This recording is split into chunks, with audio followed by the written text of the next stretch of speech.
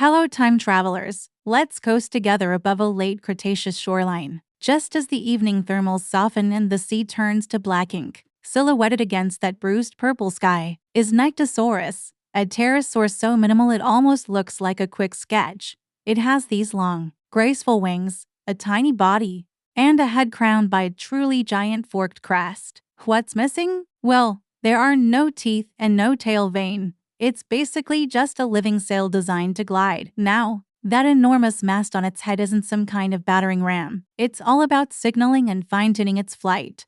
In a bustling colony, these crests would have blazed with individual identities, showing off age, sex, and social status. When flying, subtle angling of the crest into crosswinds would have adjusted its direction, a bit like a living weathercock. Hunting happened in the last light of day. Nyctosaurus would snatch small fish and squid right near the surface, where the day's warmth still lingered and plankton drew all sorts of life upward. Imagine it: a quad launch from a high ledge, a shallow dive, and then a flat, effortless glide just a finger's height over the ripples.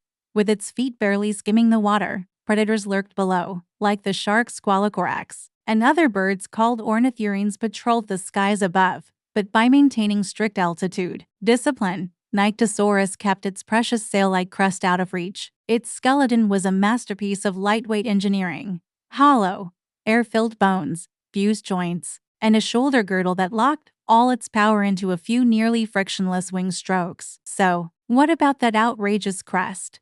Think of it as a biological budget surplus, spent entirely on social bandwidth. When flight becomes this cheap and efficient, evolution can afford to buy features that help the animals coordinate and tell each other apart like bright flags waving in a crowded sky. It's also possible the crest tweaked the airflow at certain speeds, acting like a living tail fin parked right on its face. As the onshore wind finally died down, the roosting colony would stand like punctuation marks on the white cliffs, a row of silent sails pointing to the sky, the whole colony asleep just above the ocean spray. This creature is a masterclass in efficiency. You strip away everything that isn't essential for gliding and guidance, and then you spend all those savings on pure style. It's the absolute opposite of brute force. Its elegance you can literally measure in meters per calorie. This matters because it shows us flight that boiled down to almost nothing.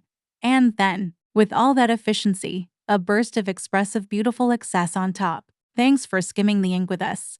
Don't forget to subscribe, like, and comment with the next cliff launch artist you want us to feature. See you next time.